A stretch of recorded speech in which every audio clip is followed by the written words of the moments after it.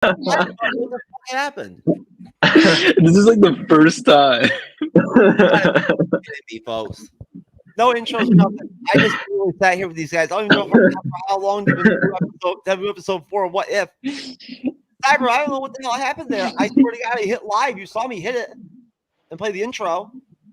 Hey, technical difficulties panel. I'm sorry about that, folks. Oh, that's too funny. Definitely a different kind of intro. That's just how it is. That's the bleeding edge for you. That's bleeding edge style, baby. Hey, don't worry about it, guys.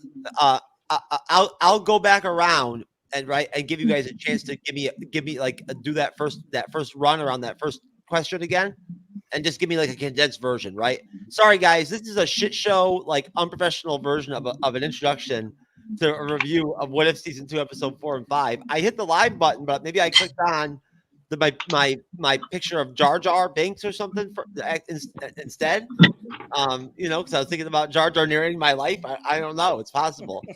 But I will play the introduction, though. I'll play the introduction. I'm here today to meet the woman of my dreams. I've been talking to this girl on the internet for a while. I've actually been trying to save some money to go see this woman. Did you talk to her online? I go to the library, believe it or not, to talk to this woman. I met her on MySpace, and she's a very beautiful woman. She's tall, skinny, redhead, very beautiful woman.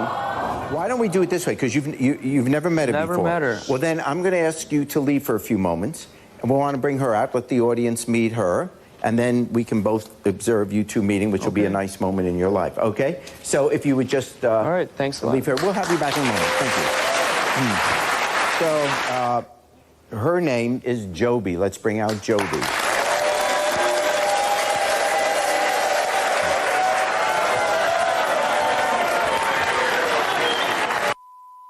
Hi, Joby. Hello, Jerry. You are, you met here, Brad, here on the internet. Yes, we met on MySpace. On MySpace. And what attracted you to him? He was cute. He seemed very nice when, in the message he sent me. Yeah. And you think this could be the one? Yes. And but I have a secret to tell him. You have a secret to tell him? Yes. And your secret is? I'm a man, Jerry.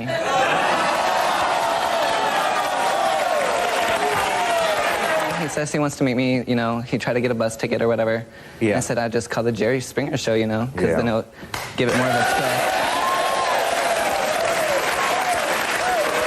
Well, let's see what, you know, what his reaction is going to be.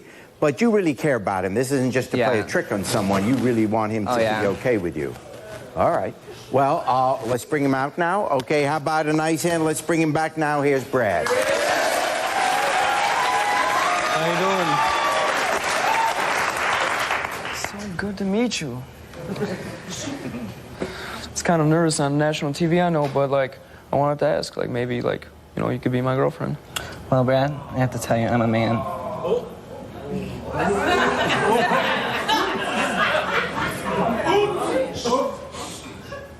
I'll try anything once.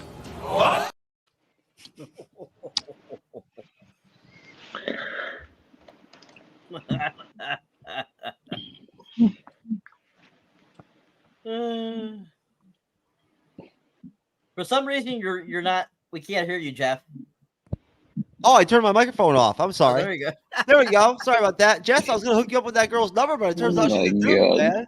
I guess she didn't. No, bro. I couldn't tell her anything, though. You know what my God. I thought it was a beautiful woman at first when I first saw her until she revealed that secret. You know, it was like our Hey, okay, I will say, though, the guy has long hair, too, so, I mean, they're probably a match made in heaven. I don't know. Kelly, you gonna fall out or what? You gonna fall out, Kelly? Oh, my Lord. Sure. They got you, huh? Maybe I do need my edible. Let's do it, baby. Episode 4, What If? There we go. You love it. She shared a soul with Pocahontas in her own episode of What If. That chick got Dr. Phil. Wait, what is Cyber's profile pic? That's not him, is he? Cyber, actually, he's blended into his green screen, I think. Completely blended in. It's possible. Also, okay. It's a new kind of like Iceman cyber, like freezing or whatever, whatnot. We're like, he's not even up there. Like, this is the background, the green screen. There you go, folks. We're having all kinds of technical issues with here at the MCU'S video tonight. Anyways, now that we had our own little segments of different what if dimensions that are possible that we might see later on, Dude. Going back to episode 4, right? I'm not gonna make you guys revisit like the whole beginning of it, whatnot, folks. But before Jeff S, aka True Knowledge, somehow managed to not hit the live button correctly, which I have done to Jassem before, Wrath of Kahn before. This is not the first time. We had already started discussing and talking about. I already watched the trailer, and we're talking about the beginning of episode 4. So another person in the Bleeding Edge audience that has no words. What a shock. Anyways, so how are you, Facebook user? So I actually see who it is. It's Jocelyn. Oh, hey, Joss, what's going on? Yeah, Joss, you have no words of all people? I'm surprised you don't have anything to say about that. That's shocking. But anyways, so back to episode 4, guys. I'll start with you, Cal, right? So the whole deal where we go into and we have basically Tony Stark as Iron Man coming off of this, this concept where, he's not able to get back to Earth after the first, Avengers movie, and he's stuck in Sakaar, like, Thor Ragnarok, basically, right? Wanting to go back to Earth, right? Ask for a spaceship and sort of, is being held by the Grandmaster, who makes him watch what he calls, like, what he has for entertainment for his people, which is these sort of chariot gladiator spaced up version races where they kill each other to death as for a victor. Obviously Tony doesn't like it, right? Like, he's not very happy with it and whatnot. It is kind of like a little bit barbaric, right? Like, and obviously the people who are doing it are being forced to do it. Like, they're not. It's against their will. So, basically, I didn't see anybody jerking it, Joss, but that's okay. Maybe that'll happen later on in the episode. But no. So basically, Cal, what I was going to ask you was that whole deal where basically you end up with Gamora coming in from Guardians of the Galaxy, right? And taking on Tony, trying to kill Tony, and then he kind of gets imprisoned. The assistant throws the bug on him that electrical chips him. They stick him in the room together. Stopping there, right? What were your thoughts on that whole scene and whatnot, right? We had Valkyrie in there, right? We saw what the guy that's made out of rocks, Korg. He's really funny too. Korg. He's very funny. What did you think of that whole? And what did the whole scene? And what did you think of the whole gladiator chariot shit? I could see the chariot racing and everything. It makes it look like it's a happy place and everyone wants to race when they're not really into it. Like you said, they're forced kind of into doing this race tradition thing there. And I maybe I missed something, but I really don't see where Gamora would really fit into this, other than the fact that he just threw a missile or whatever into the ship and then disappeared and stuff, and she's trying to find him to take him out. But I just thought her part in that was a little weird to me. Like, it didn't fit. It's a parallel dimension, so I know, but it just maybe she went down a wormhole or whatever. I could possibly picture. You have to remember, Possibly. Sakaar seems to be this dumping spot where people just end up in these wormholes and they just end up there. Yeah, I mean, it could have been that way for her too, but it just seemed like a weird pairing. I mean, I could see Valkyrie and Korg, for that part and everything, but I don't know. I couldn't see her in this part and everything, but Korg was pretty hilarious. I love that guy. The guy that voices him is really awesome. The director of Thor 3, yeah, Taika Waititi.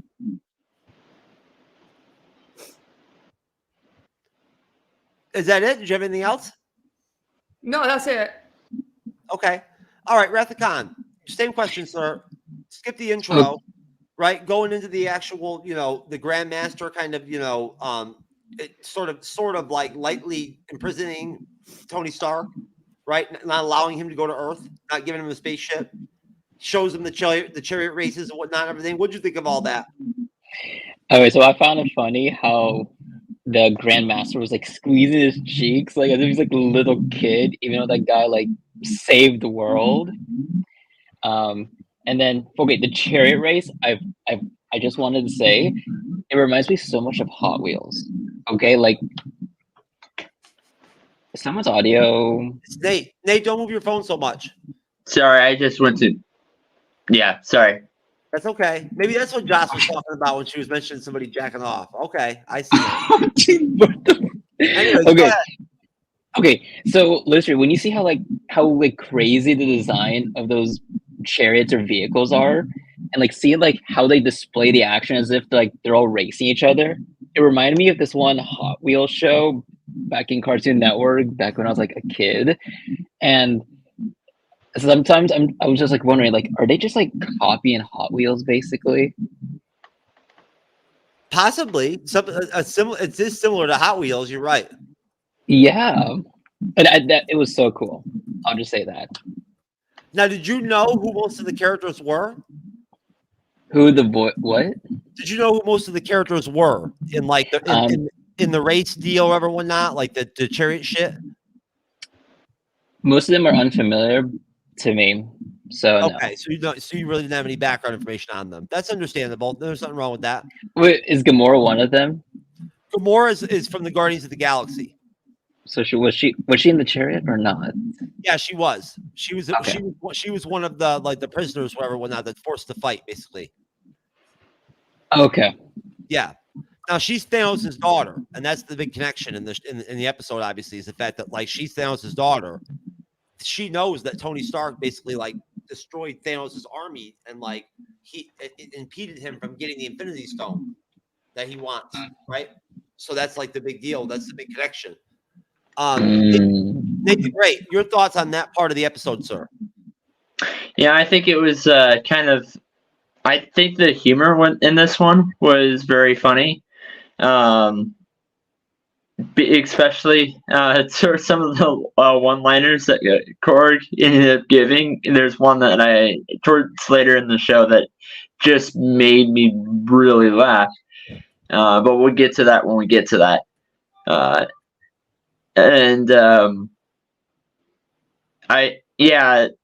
The one-liners for Korg were very, very funny. So that's what I had to take away from that. Okay. Did you enjoy the Korg humor? Look, I'm sorry. Can you repeat what you just said? Did I enjoy the? Did you enjoy the Korg humor? The Korg humor was very funny. Yeah. Yes. Okay, great. All right, Cyberneticshark, so your thoughts on the chariot race scene, whatnot, everything, and that whole sort of part of the episode? Let's see here. I mean, the sequence itself is it's not too shabby. I mean, it's okay. There's definitely some good one-liners that go on during that sequence, and anytime the Grandmaster says something, I started cracking up real hard. Even some of the lines that Tony Stark said were pretty funny too. It was pretty on point funny.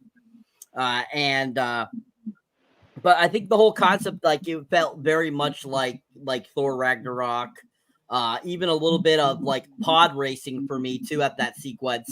Totally made me think of the pod racing scene in Star Wars Episode 1. And I think that whole chariot sequence was pretty well, executed, I thought. Overall, I think it was decently done. But animation-wise, I wasn't a huge fan. I'm not a huge fan of the animation for the series, and it's okay. It's like it's decent, but it's nothing great.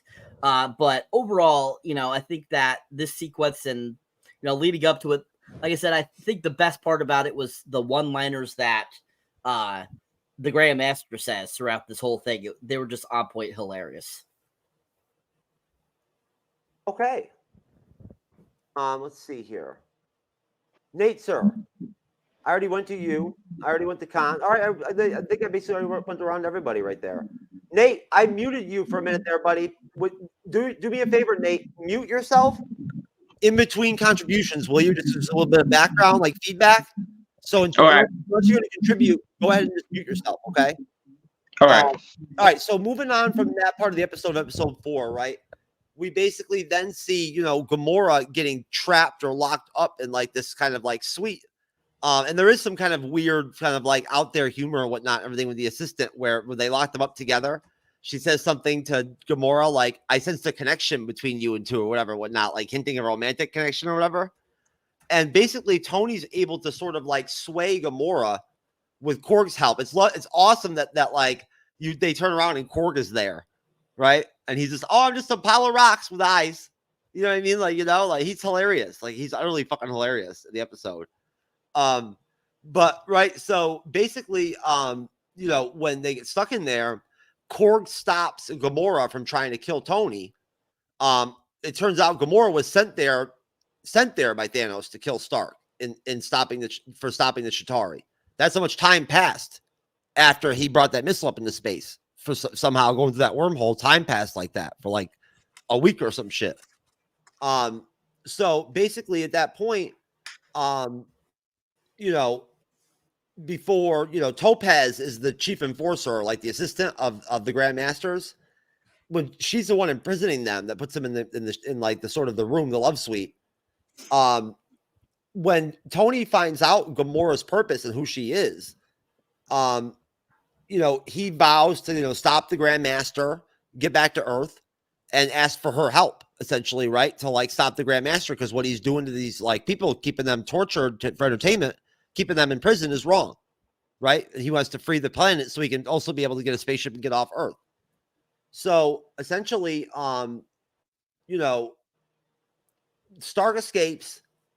Gamora chooses to end up helping him out. He recruits Korg and Valkyrie, or he convinces Valkyrie to make a deal with him, right? Not Gamora at that point. Valkyrie, he convinces to make a deal with him, who's a drunk in the movie, just like she is in Ragnarok, Thor 3. He builds a new Iron Man suit, a la like Iron Man 1, sort of, and challenges the Grandmaster to like a race, essentially, like, a duel, for, with the spaced up, like cars, for the title of Sakaar's ruler, which, Topaz tells the Grandmaster, he's so funny, Jeff Goldblum's voice, as his voice doing the Grandmaster, tells him not to do it. She's like, this is not a good idea for you. Don't make this move. And he chooses to do it anyway. So basically, we end up with us having the race. Of course, the Grandmaster cheating, right, in the race to try to win. But essentially, Stark ultimately winning, while Valkyrie's able to like, kind of like defeat Topaz, and also incapacitates the Grandmaster. Topaz kind of being the impediment, of Tony. Grandmaster calls it a tie. Says he won the tie. The crowd doesn't like it. And he gets melt sticked, which is hilarious. It's utterly hilarious when he gets melt sticked. But Valkyrie ends up being crowned the King of Sakaar. Stark convinces Gamora to forge on her own path. Like, she gets some redemption, sort of like as a character, as Gamora still like, under Thanos, before joining her to like confront and kill Thanos, right? As the Watcher kind of explains to wrap up the episode. So going to you, Nate the Great, what are your thoughts on that final section of the episode? Going back to what I said earlier about those one-liners, the one about the one where Korg ends up saying "paper being my nemesis" and all. Yeah, he's like paper being my nemesis and all. I thought that was pretty funny. And it took me a little bit to see what Iron Man was what Tony was doing when challenging him in a race. But I guess I don't know. It just took me a little bit longer than I expected. And then I like how they were kind of building it up to towards the end about him trying to convince Gamora to become to be Gamora, that what she did is not her purpose, and all. I do love the theme behind that. That's something I really enjoyed. So yeah, when we finish talking about the episode, I think I'm gonna rate this episode higher just because of the theme behind it. So Nate, do you mean the way that they basically changed Gamora's character arc in that tiny little episode? It was a tiny episode, yeah, but when in the MCU it took multiple films for her kind of almost to really become a do-gooder kind of. Yeah. Okay, I like that. All right, go to you, Cyberneticshark, sir. Your thoughts on the final segment of the film? Excuse me, the episode. I apologize. It's all good. Hey, technical speech difficulties. You're fun. Anyways, the end of this episode's pretty fun. You get a lot of action. You get some funny one-liners that include Gamora and Tony and the Grandmaster himself. I have to agree with Nate. The whole rock paper scissors thing was hilarious. So with Korg, that was hilarious. Like, paper's my nemesis, which was absolutely funny. And but yeah, I mean the whole battle sequence at the end there, where Grandmaster's lackey there is trying to destroy, Tony, and he his suit turns into the spaceship, the roadster he's using to race and stuff like that was insane. And it just once again that kind of goes back to how the beginning of the first Iron Man was, where he built his first suit out of nothing and that came. So same kind of scenario here that they're talking about. And but yeah, it's really funny, really fun. At the end where the kill stick breaks off, it falls down, hits Grandmaster right in the foot, and makes him melt like the Wicked Witch of the West, which was absolutely freaking hilarious. If you watched, I don't know if anybody stayed till after the credits, but he's a puddle and he's talking to his assistant, which was hilarious.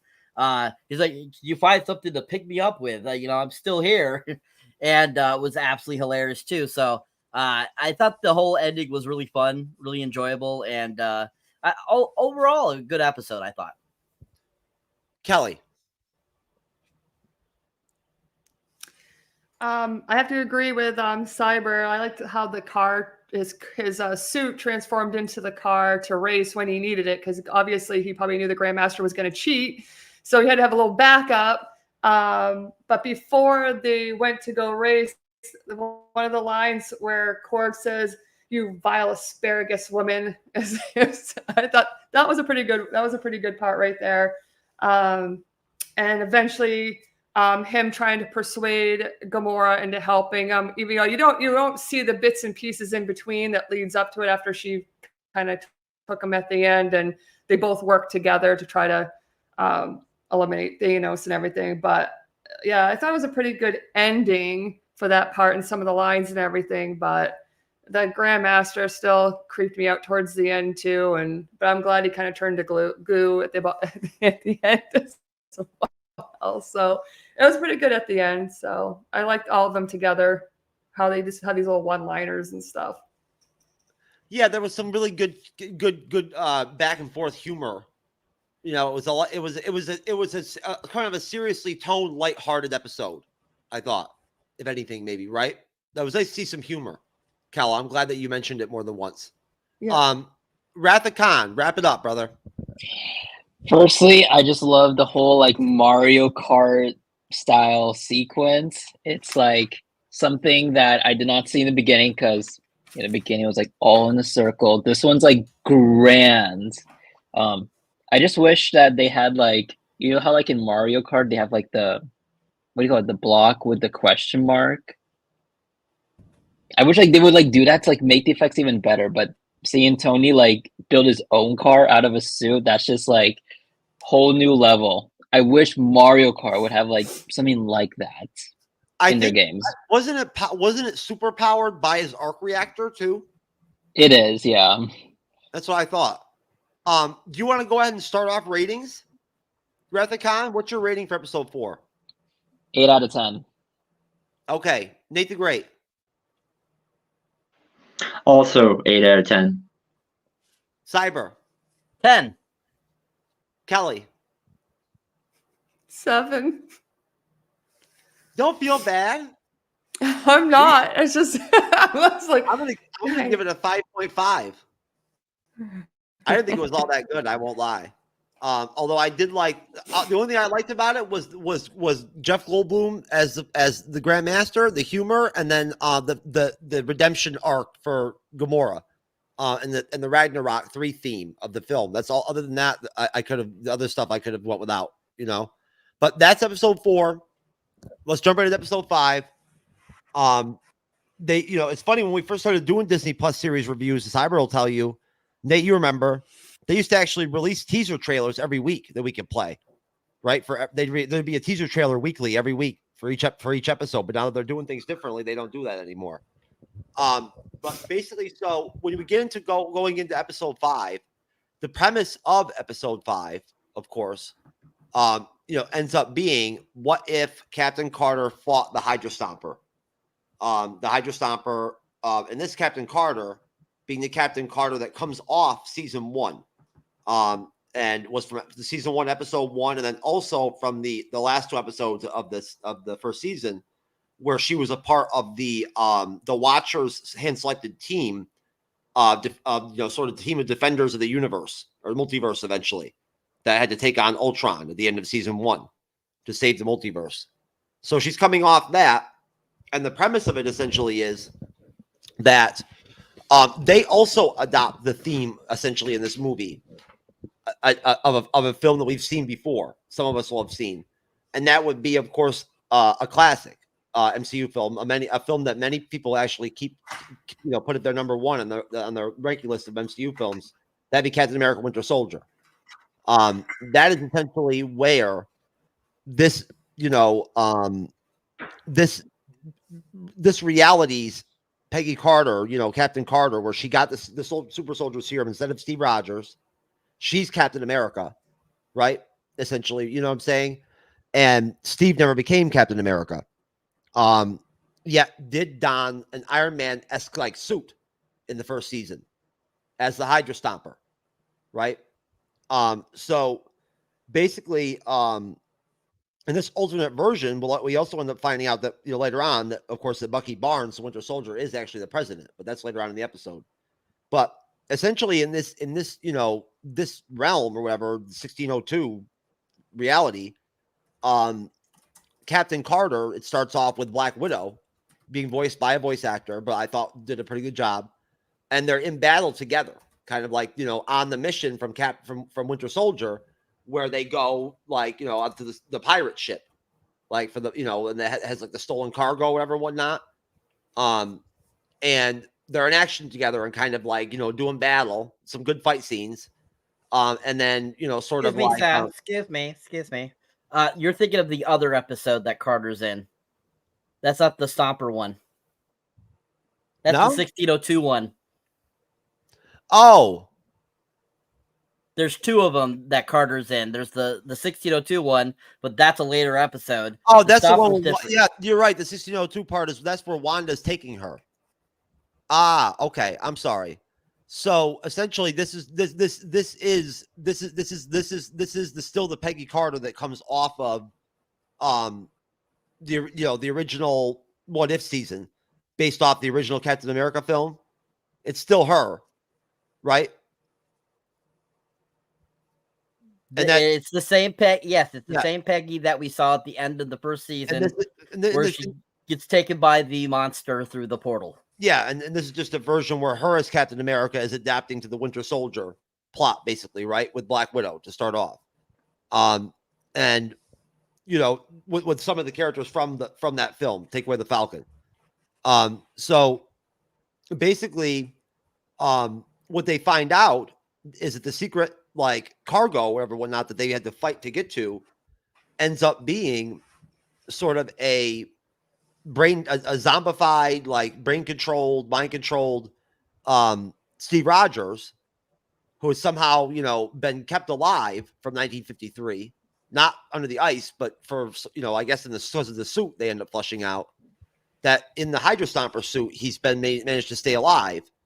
But he's, as Widow warns her, he's not himself. And he sort of, whenever his lights turn red or his like eye slots turn red, he sort of loses it, and he's kind of under somebody else's control, basically. And so he essentially, he right up the bat, he's actually becomes a combatant. And I'll stop there. Cyber, starting with you. What did you think of seeing the Winter Soldier flushed out like this as a theme, sort of like, a central theme of this episode, using these characters? I mean, it was okay. I wasn't big into it at all, or thought it was anything great.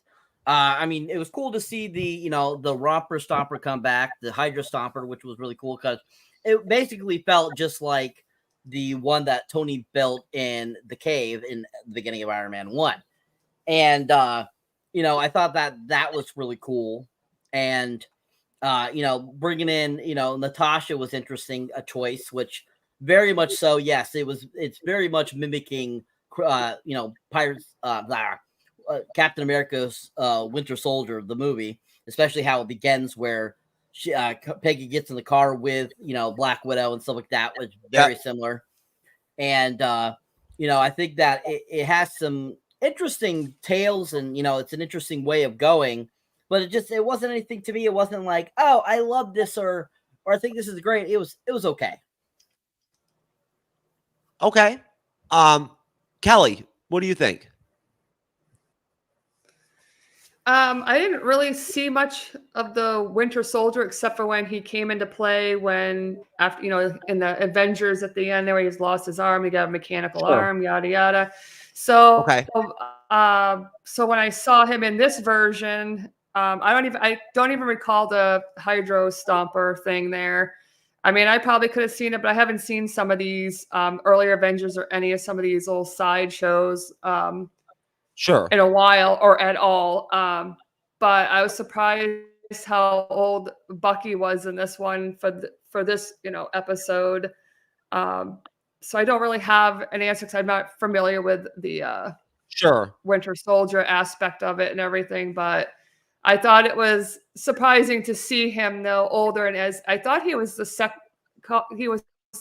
Secretary of State. He wasn't the president, was he? Because he was Secretary of State. I'm sorry. Thank you for correcting. Thank you for correcting me on that. He was Secretary of State then. I apologize. Yeah, no worries. I just wanted to make sure I was following along. No, you have seen Peggy Carter but before. Other than that, I don't really have any. Well, she's originally, when she's in the actual movie, she's actually his future wife or whatever, isn't she? Is that the same person? From Endgame, or am I thinking of someone different? Okay, yeah. So it was kind of cool seeing the roles reversed, where she was in the position of being captain, and then he never made it any further in 1953 except being stuffed in his robot. So yeah, essentially. What do you think, Nate? Now you know the episodes from What If that we're talking about, and you've seen the Winter Soldier. So what did you think of that whole deal? And seeing the Black Widow pairing, for instance. Yeah. Yes, I did see the What If. And I did see the What If, and I did see the Captain America Winter Soldier. But I also kind of towards the end, and I know we're not there yet, but it kind of made me feel like there was a little bit of the Black Widow movie sprinkled in there as well. Yeah.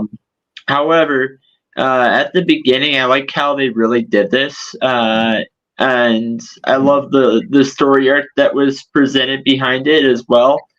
And I enjoyed that one as well. and I'm going to get into that too. We're going to get into the Red Room stuff in just a minute and whatnot that comes from the Black Widow film. But what are your thoughts, Jassem? What did you think? You know, you may have. Is this your first time ever seeing Peggy Carter? I've seen her in the Winter Soldier movie. She was like in the military. Oh, you mean she was old, like older Peggy? Oh, Yeah, Peggy. Yeah. You mean the first? You mean the first? You mean the first Avenger, Captain America? Yeah, the first Captain America movie. Yes, you remember her from that? Mm-hmm. Okay, I can never forget her. Did you see Winter Soldier? You mean Barnes? The one where Barnes is in it and whatnot as the villain? Yeah, yeah. Mm-hmm. Okay, so what did you think of that whole premise then? That we're dealing with that basically as like, you know, with her as a version of Captain America. I found it very interesting because basically I had this thought of what if this series is based on like just a continuation of Endgame, where you know how Steve Rogers went back in time in Endgame and reunited with Peggy. So I had like this thought that, okay, what if Peggy decided to go through that same procedure to become like Captain America? But then in the show, they're saying as if Captain America died in 1953 instead of what we saw in the second Captain America movie, which was 1945. They hid the information from her that like they thought she was told he died, right? And you, this is what you didn't watch because you didn't see him. What if season 1 they showed the story where she does get the serum, she does, so she is souped up like Captain America. She has her ability and all that, right? Steve didn't get, because of whatever happened in that episode. Steve didn't get the serum. She did. And so at that point, Steve still ended up teaming up with her to fight Hydra and the Red Skull and everything and whatnot, right? In the What If episode. But now, basically, right at this point, she thought Steve was dead this whole time. Everyone else has aged, essentially, right? Peggy, except for Black Widow and her. Except for Peggy Carter, because she has a super soldier serum. That's why she still looks young. Mm-hmm. Even though she looks like she's still in her 30s, even though she was in her 30s in 1953 or whatever. Yeah. But or whatever the hell, I have no idea. But so, what did you have any thoughts? Anything else about that? Yeah. Episode? So when we saw how like this whole thing took place in like modern times, I don't know why I had like this thought that, like the head of the soldiers, the guy with like, he has like some facial hair and stuff, muscular. I don't know why for a moment I thought he was gonna be the bad guy of the show, like Nick Fury from Shield. No, not the guy with the eye patch. No, the he's like one of those soldiers, like the captain of the soldiers. Oh, the guy who like betrayed Captain America in the second movie. I know you're talking about. I don't know why for a moment I thought that he's gonna like, I guess, turn Barnes into the Stomper guy, the Soviet Union guy. But then as the show went on, I'm like, wait, this guy's the good guy? I get what you're saying. I got you. So basically, now what I left out and should have mentioned to you guys before I asked the question is the fact that yes, it turns out that instead of Hydra brainwashing Bucky, Steve like Bucky, this time it's the Red Room, the USSR, Russia, that got a hold of Steve Rogers, right, after World War II, and brainwashed him, and he's been trained by the Red Room where Black Widow was trained, right? And as that's good. It's good they added Black Widow in this. Well, in the Black Widow film, they take down the Red Room, right? Mm-hmm. That's the whole deal with the film is that they and her free all those people. They take down the Red Room, so he's under control of the Red Room, and he's been turned into a weapon basically. He's just been basically been like a hitman for them for decades, and so Peggy's able to get through to him, to Steve, through his training, similar to Bucky with Steve in the films, right? She's able to break through, and at that point, he actually, he wants to team up and work together to take down the Red Room. So that's what they end up doing. they end up going in a battle against the Red Room. Natasha Romanoff, Black Widow, Captain Carter, engage in a major battle with the Hydra Stomper when they get there, whatnot, everything. Because again, Steve Rogers is under control by the Red Room. The Red Room now is actually run by, from the Black Widow film, Natasha's mother. She actually runs the Red Room now. She's not a good guy. She's a bad guy, right? She has control of Steve when he's in the Hydra Stomper armor. That's what keeps him alive, and it has kept him young. So essentially, what we end up seeing is, again, Black Widow and Captain Carter taking on Steve Rogers and the Hydra Stomper, along with the Widows as well. And then again, Peggy Carter getting through to Steve Rogers with the Hydra Stomper armor and managing to get him to where he ends up sacrificing himself to take out the Red Room. And I'll stop there. So going to you, Cal, what did you think of that whole patch of the episode? Anything that stood out to you, that anything that maybe you enjoyed, or what did you think of Steve sacrificing himself? So like the 2 times that she's like, because he was being controlled. Hold on, I can't hear myself. There we go. She got through to him at a couple points there, but it was almost kind of like once he had the helmet on, his eyes turned red. But she still managed at the end, while he had the red eyes and helmet and he was getting ready to aim at her and everything. She got through to him again and just talked to him, and he just decided, to me, it was almost like he finally could hear her even with the helmet off and with it on, being controlled. He didn't let the Red Room really get to him, so he focused on her and decided he was just gonna sacrifice himself. And at the same time, Black Widow taking that opportunity to shoot up one of those grappling hooks. I don't even know if that's what grappling hook is or whatever that was, and taking her mother up with it. That was probably the best part. If I could take anyone's mother up, let me tell you, I wouldn't be taking my mother. I'd send my sister right up to that freaking wormhole.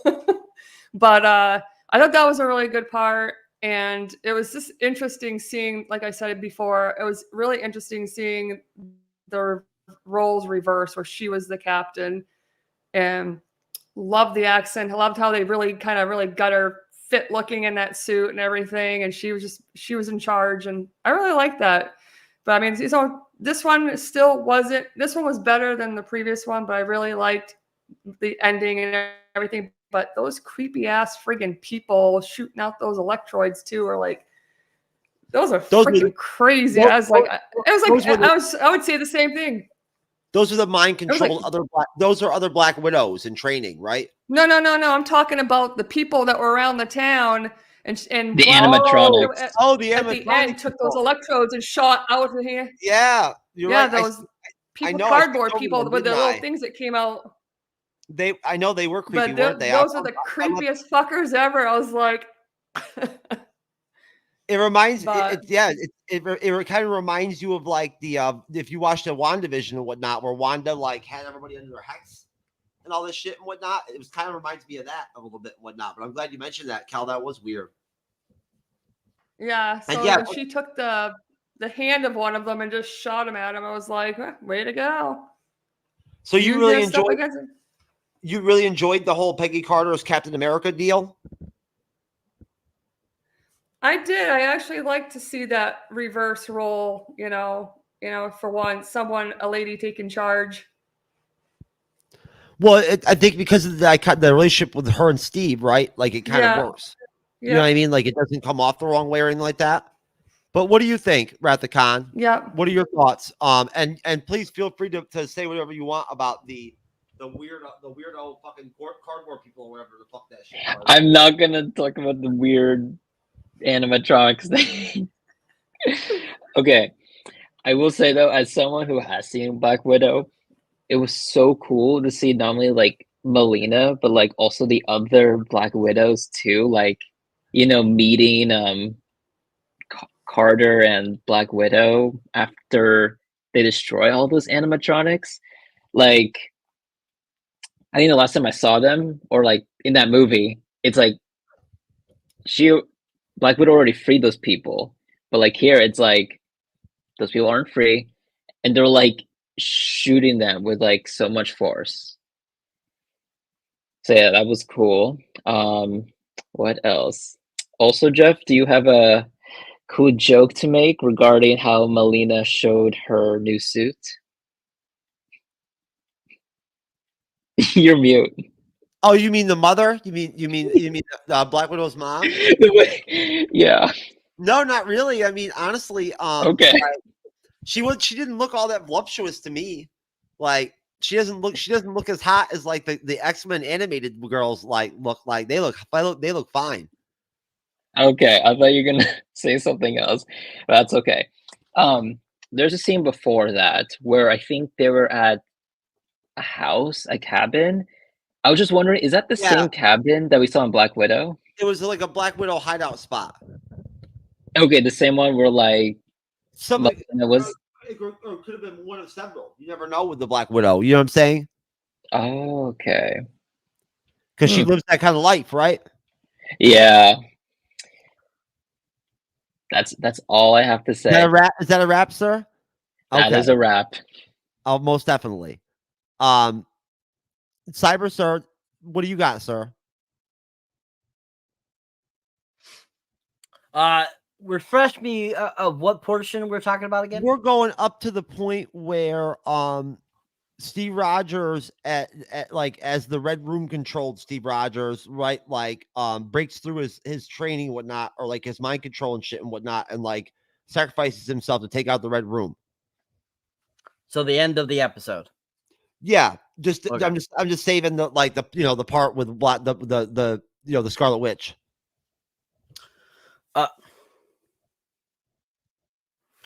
Anyway, the Scarlet Witch was in 1602, sir.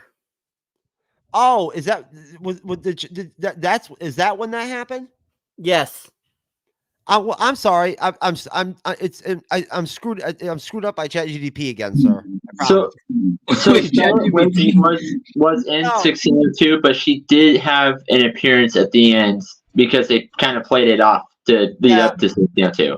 I'm learning how to use ChatGPT more and everything and whatnot, right? So like it's a learning process, and so I'm using plugins that where it's making outlines for me based off articles and YouTube videos and shit and whatnot. And sometimes it screws up. Cyber, go ahead, sir. But thank you for getting me straightened out on that. Yes, basically basically the end of the episode. Okay. The end of the episode is interesting simply for the fact, that we go to that little town where Natasha has a hideout, and there's all those cardboard people, as people have mentioned, the robots, and they start having like shooting things, and they basically have kind of that battle sequence there, trying to get Steve back into command so that they can use him. We get introduced, of course, to Rachel Weisz revoicing her character there again from the Black Widow film, and which was really fun.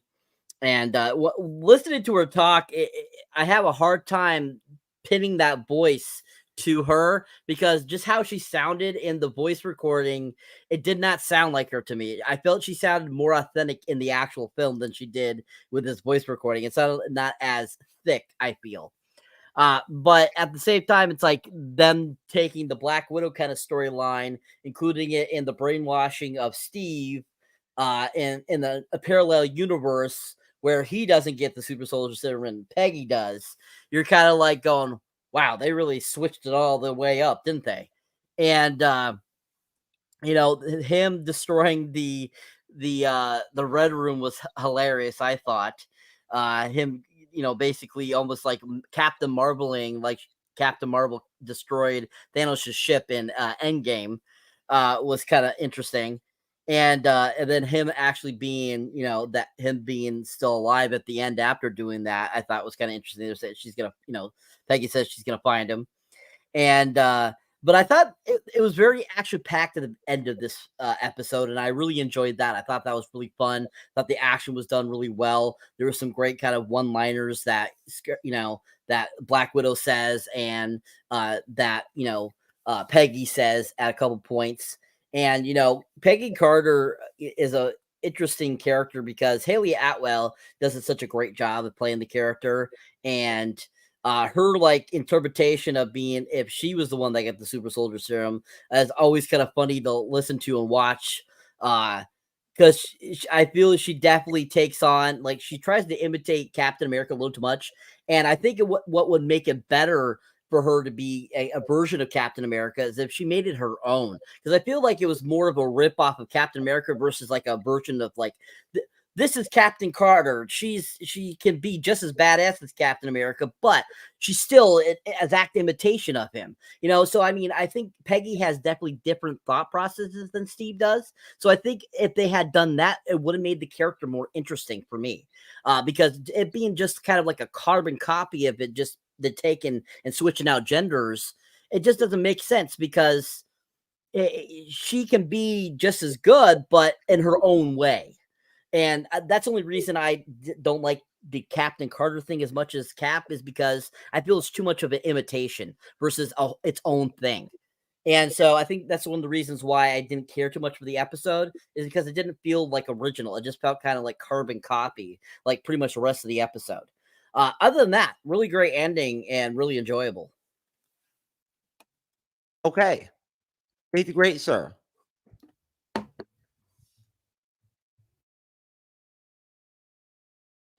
Nate, I think you're mute. Nate, you're sorry, not again. This is the first time on the phone, so you're fine. Believe me, I've been there.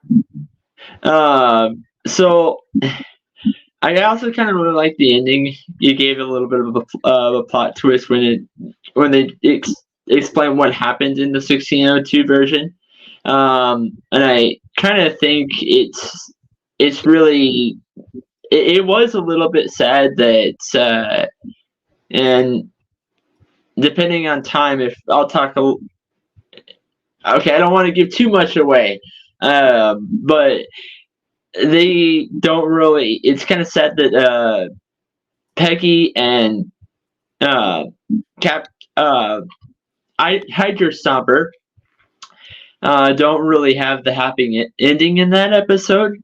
But it's also middle of the season, and they still haven't released a third season yet, so who knows. But yeah, I kind of really enjoyed the ending of that episode, giving off a plot twist there. Okay. Does anybody have any final thoughts on the episode? No? All right, ratings. No, I'll go back to you, Nate. I'm going to give it 9. Okay. I'm going to give it a 9 as well. Wrath of Kahn? I was going to say 8.5, but we could just round it to 9. Okay. That's very monolithic of you. Cyber? I give it a 7. All right. Cal? You're muted, Cal. Yeah, I'll give it an 8.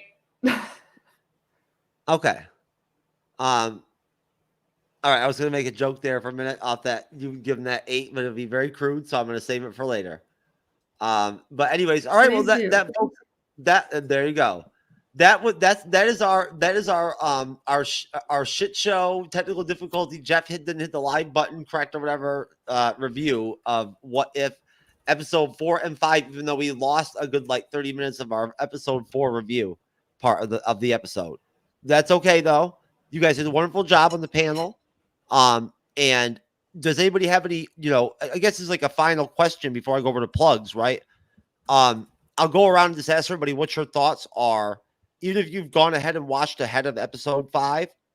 Staying with episode 5, where are you at with season 2, episode 5, with What If, with the season? I'll start with you, Wrath of Kahn, since you're the newest to this stuff and whatnot, everything, right? What do you think about episodes 1 through 5 of What If season 2 so far? As like a episodes 1 through 5 of What If season 2 so far, as like a midway point mark, kind of. Overall, I'm just liking how they just add more depth to like the characters that I see a lot in the MCU films, but at the same time, like, you know, these characters are like side characters, like Nebula and stuff.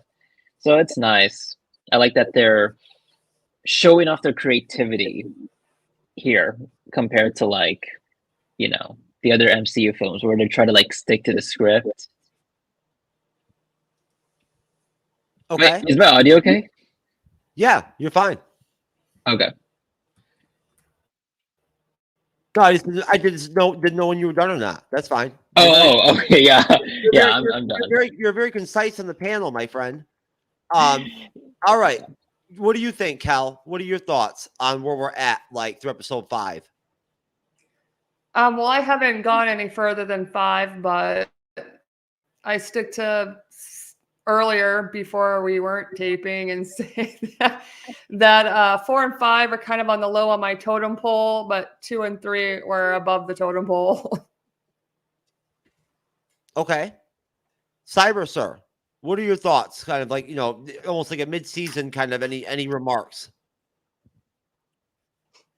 Like I said, 3 and 4 were decent. 3 definitely my favorite. 4 would be my second at the moment. The other 3 episodes are okay. They have good things to them, but for the most part, I think that the highlight was definitely 3 and 4. Okay. Yeah, I thought episode 1 was pretty decent too. What do you think? Overall, Nate the Great. So I actually watched from beginning to end. I won't spoil it. However, I will say that this, even with the episodes after this, is my favorite episode of the season. I like the second half of the season better than the first. Nate, if you have anything that you want me to plug at the end of these What If episode reviews, now that you're doing different stuff now, whatnot, I don't have your new links. So you got to let me know. Just throw me a link or whatever, whatnot, right? Or tell me what to pull up, and I'll pull up and I'll plug, like, you know, the content you're making with Cole, right, or whatever, whatnot, or like you just mentioned in the private chat. You know, you mentioned of the, you know, interviewing an assistant coach. If there's anything you want me to pull up so you can plug anything, just let me know. Yeah, so that was actually a funny story. That happened a few years ago. I interviewed an assistant NBA coach, and I accidentally forgot to hit the record button when I interviewed on him on Zoom. So none of that actually posted, but that was a long story. However, what's been happening more recently, what I probably should do is create the links like to the stuff next time I hop on here, and that way I can post them in the private chat.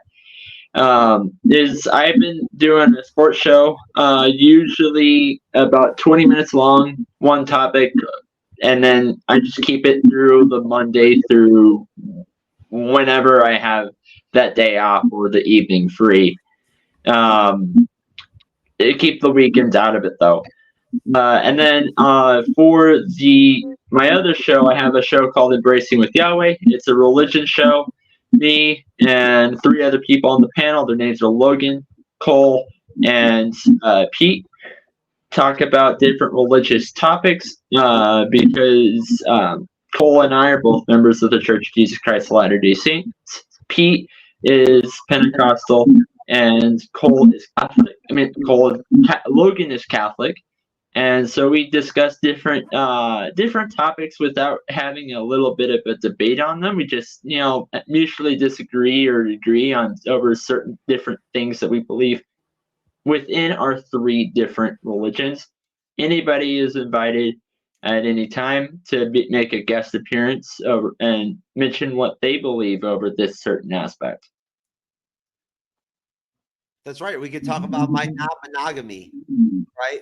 On the show, as a Christian, you know what I mean? Whatnot, you know, it'll be great. But thank you, Nate. That's almost as good as plug. That's you know, verbal plugs. That's great. That's old school. Wrath of Kahn, you don't have any plugs, baby. But thank you for coming Not on. yet, no. Thank you for doing another set of episode reviews with us. We really appreciate you on the Bleeding Edge, brother. Yes, please. Wait, Fridays, right? Fridays. Make sure that you give me a call on the phone too and stay in touch. Oh yes, I will tomorrow. Don't be a stranger. If you want to dip, man, while I do plugs, you can. I'll just sit around and hear the plugs. All right. You know what? You sit here and enjoy these plugs, motherfucker. Enjoy Kelly's reactions, bitch. There you go, Kelly. Look at that. Look at that intro I just set up for you.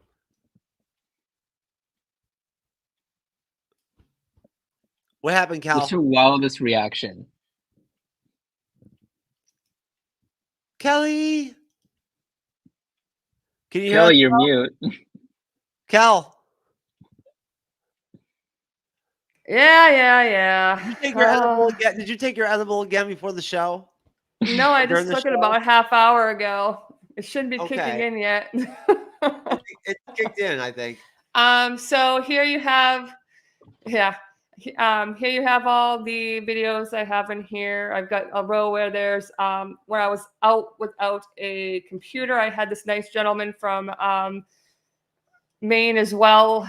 He's more on the further east of Maine, but he sent me videos to at least keep my page active until I were to get better setup.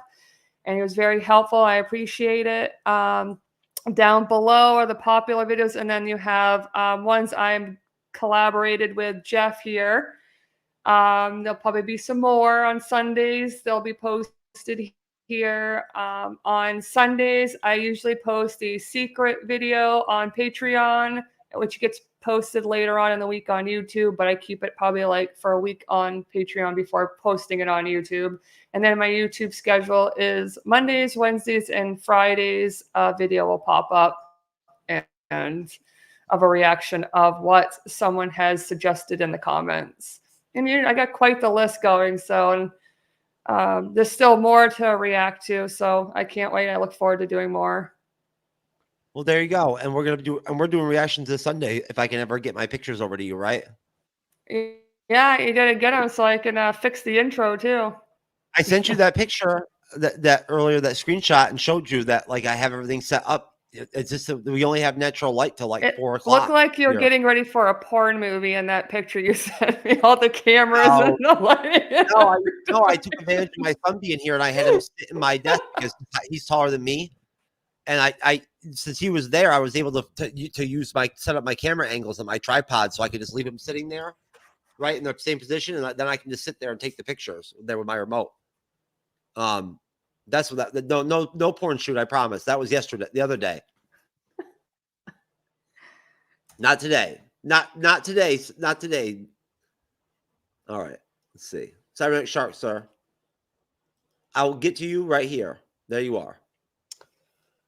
All right, folks. If you enjoy me here on the Bleeding Edge as a moderator or on the panel, definitely check out my solo content. You'll find me under Cyberneticshark on YouTube, Instagram, X, Threads, pretty much everywhere. Patreon. So definitely check those out.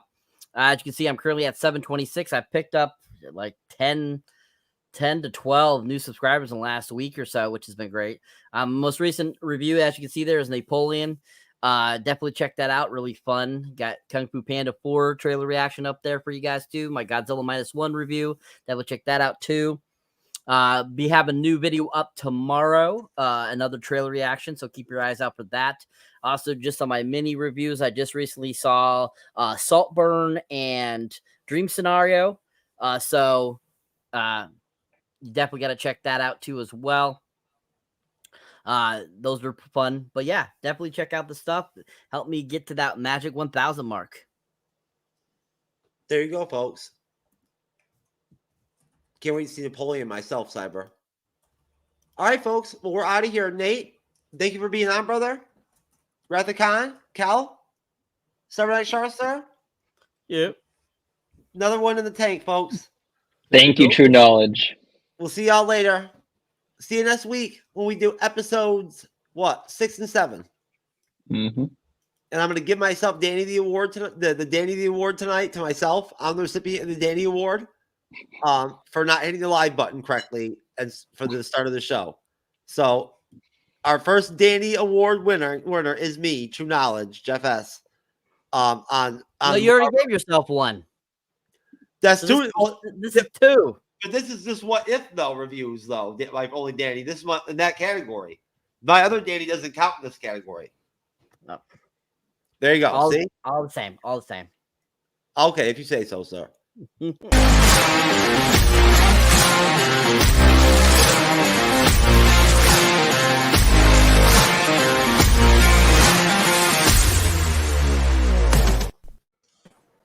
He dedicates 8 hours a day role-playing as a toddler. I'm in baby mode on and off all day. And Jess's daddy is caring for her. I'm 20, but not really because I'm 5. Adopted mommy and daddy who are totally comfortable with me being a little girl. I identify as an 8-year-old girl called Denise. Therefore, I am an 8-year-old girl. That's right, folks. I am an 8-year-old girl tonight. I'm moderating as an 8-year-old girl on the show, right? Because I'm jealous of Andre's and Cyber's green screens. So, either way, of course, folks, only the MCU'S Bleeding Edge YouTube channel podcast. I'm so used to our poster being over here in the